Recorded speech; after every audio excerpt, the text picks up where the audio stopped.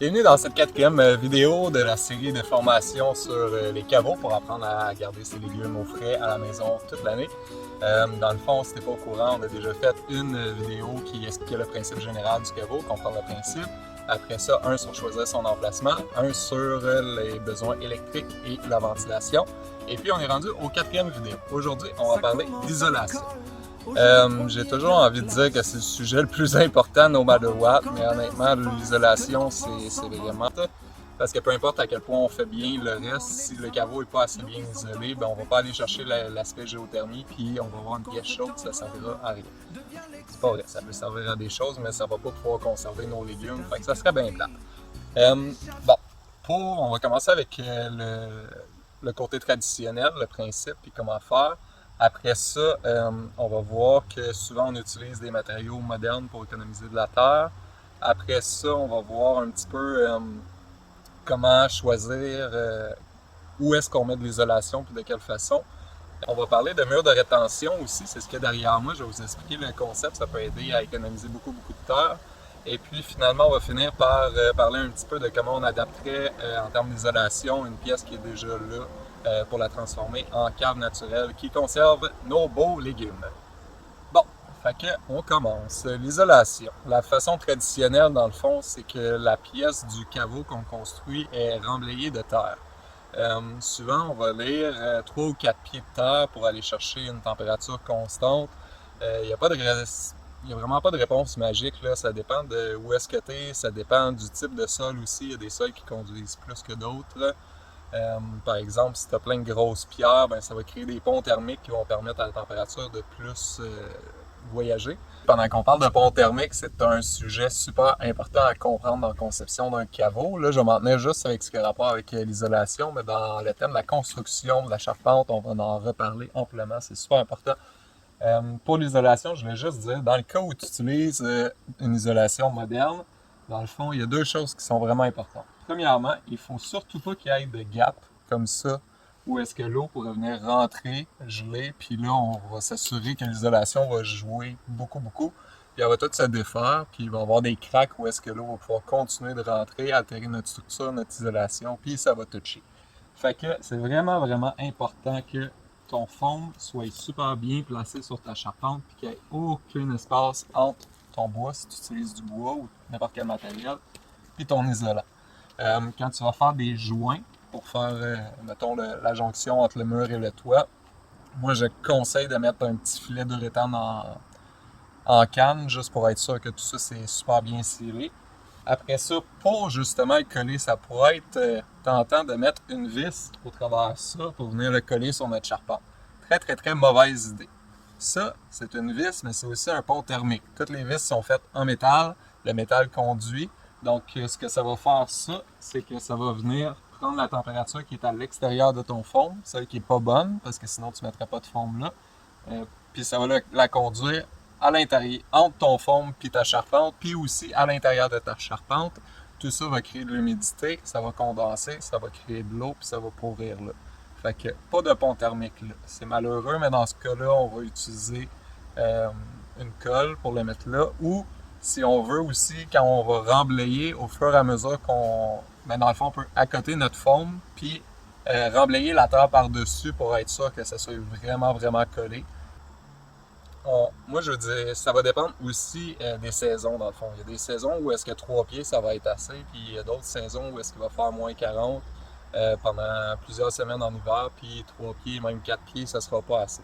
Je dirais que pour être vraiment sûr de notre shot, il faudrait mettre un bon 5 ou 6 pieds de terre si on utilise seulement de la terre. By the way, une des choses qui peut aider beaucoup à plusieurs niveaux, c'est de semer par-dessus notre tas de terre, par-dessus le caveau. Ça va aider premièrement à retenir la terre, puis après ça, ça va aider aussi à protéger des chaleurs ou des froids. Fait que surtout si vous avez des herbes longues, dans le fond, là, ça va déjà créer de l'ombre. Le soleil ne tapera pas directement sur votre toit. Ça va aider. Puis même si tout ça tombe en hiver, ça va quand même créer une petite couche d'isolation supplémentaire. Après ça, dans l'aspect naturel de l'isolation, l'hiver, il y a la neige.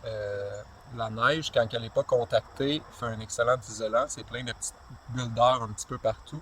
De grâce, ne déblayez pas votre caveau, n'allez pas marcher sur votre caveau non plus pendant l'hiver.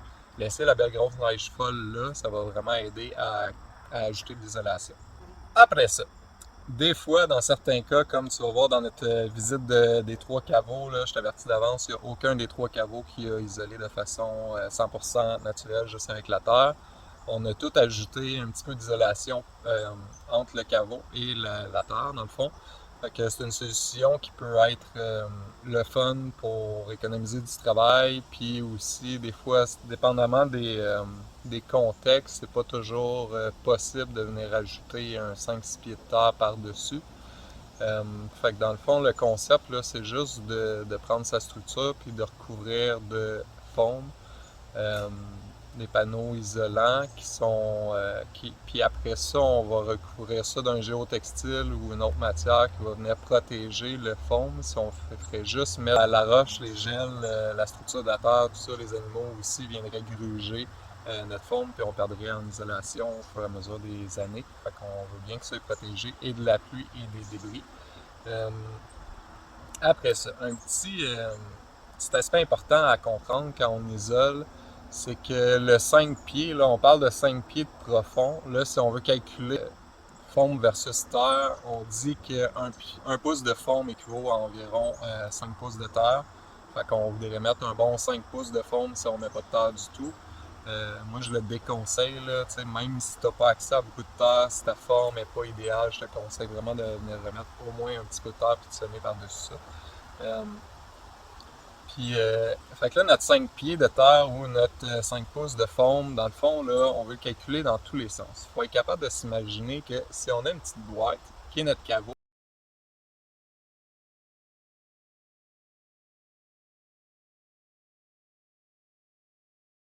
les sens, donc il faut vraiment être capable d'anticiper ça dans la forme qu'on va donner à notre forme. C'est-à-dire que souvent, on ne va pas juste isoler la partie qui est sujette à des hautes températures, mais on va créer une espèce de jupette autour aussi pour éviter que le gel puisse venir d'une façon latérale pour venir refroidir ou réchauffer notre pièce sans qu'on le veuille. Après ça, côté isolation, peu importe la façon qu'on choisit, on veut surtout pas venir isoler notre plancher. Le plancher va toujours être la partie la plus basse du caveau. Fait que normalement, là, elle va être en dessous du sol à une température qui est constante. Fait qu'on veut vraiment, il faut voir ça comme une espèce de climatiseur dans le fond. C'est que la température à cet endroit-là va venir réguler la température qui va être à l'intérieur de la pièce.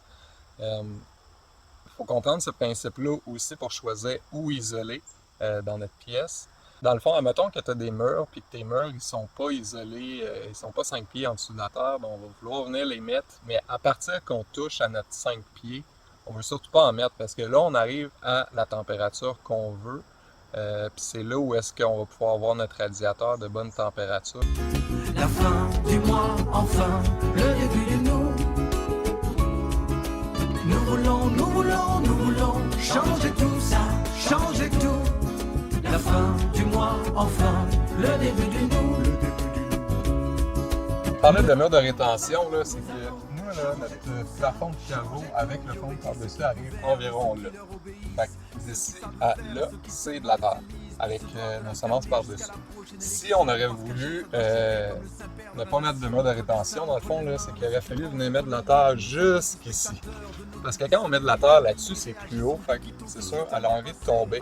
Fait qu'il faudrait faire une côte qui est vraiment plus large pour pouvoir aller chercher la hauteur qu'on veut. Donc, de bâtir un mur de rétention comme ça, en bois, en bio de bois aussi, peu importe, ça va aider à aller chercher de la hauteur sans nécessairement aller chercher de la largeur. Puis comme ça, on peut économiser énormément de terre / de travail aussi. C'est sûr que c'est quelque chose de bâtir le mur, mais souvent on a trouvé les roches en creusant le caveau. Fait que ça reste quand même vraiment moins de travail de bâtir le mur que de charrier toute la terre que ça prend pour faire l'espèce de grosse montagne assez large pour aller chercher la hauteur qu'on veut. Après ça, comme d'habitude, avec Communauté d'abondance, on essaie de trouver les trucs pour utiliser le moins de matériaux modernes qui ont un impact plat possible.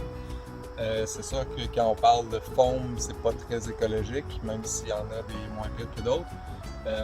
On serait curieux de savoir, de connaître des façons de faire. Dans le fond, on a déjà imaginé plein de trucs qu'on a failli tester, puis on se disait que c'était pas vraiment une bonne idée. Je pense, exemple, à des montagnes de paille ou de brintis par-dessus qui pourraient créer un isolant, mais là, on s'est dit qu'à force du temps, dans le fond, ça commencerait à composter cette histoire-là, puis éventuellement, ça chaufferait. Fait que ça ferait l'effet contraire qu'on veut. Puis en plus de ça, ben, une fois que ça chaufferait puis que ça composterait, ben, on perdrait notre isolation.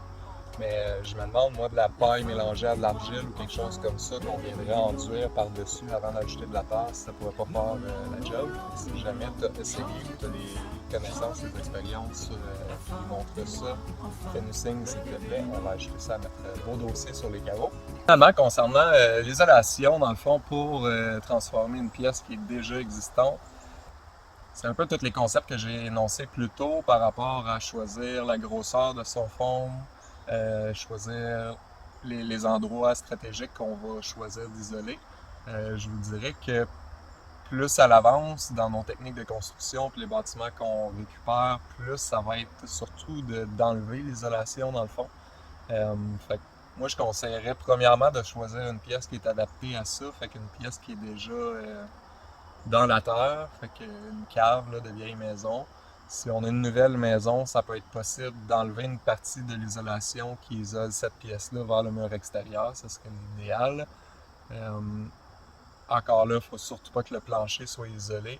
Puis toutes les parties qui vont être à l'intérieur de la maison, dans le fond, on veut les isoler parce que le reste de la maison ne sera pas à une assez bonne température. Fait que un bon choix, ça serait de choisir une pièce dans une cave puis dans le coin d'une cave pour pouvoir avoir deux côtés qui sont des murs extérieurs, dans le fond, qui pourraient nous amener la température voulue. Puis d'isoler les deux côtés puis le plafond qui sont tous adjacents à la maison. Quelque chose qui peut être fait aussi si on n'a pas la fameuse pièce sous la terre, c'est de choisir une pièce avec une fenêtre puis de venir isoler bien complètement toute la pièce, puis de juste jouer avec la fenêtre pendant l'hiver pour être capable de faire toujours rentrer juste assez d'air froid dans le fond dans cette pièce-là. Puis qu'une fois qu'on est à bonne température, on ferme ça, toute la pièce est isolée, fait qu'elle va se maintenir pendant un petit bout de temps. C'est sûr que cette solution-là serait viable pour l'hiver parce qu'on est capable de faire rentrer de l'air froid et refroidir notre pièce, mais elle ne serait pas viable en été. Cela dit, c'est déjà vraiment bien de pouvoir conserver ses légumes tout l'hiver. Alors voilà, c'est déjà tout pour cette merveilleuse vidéo. Donc la prochaine vidéo va être en lien avec celle-ci, mais comme c'est quand même, je considérais ça comme un sujet un petit peu à part, même si c'est en lien, je vais faire une vidéo complètement à part pour ça. Ça va être sur le sujet des portes. Fait que comment créer son entrée, puis encore là, dans le fond, je dis ça rapport parce que la porte doit être très très bien isolée aussi. Les formes des portes et tout ça permettent de jouer aussi beaucoup avec la température. Donc, c'est à suivre, mes chers amis. Au plaisir! Violence de ceux qui crient à l'imposture. Serions-nous tel un troupeau aveugle et discipliné, prêt à suivre même un loup s'il promet qu'il est un berger? Des gens qui disent qu'ils savent, qui voudraient tellement qu'on les suive, parce qu'il faut bien que quelqu'un nous sauve. Pauvres sauvages que nous sommes, pensent-ils. Faisons-leur savoir que ces temps-là sont révolus. Des millions derrière un seul, ce système nous n'en voulons plus. La fin du mois, enfin, le début du nous.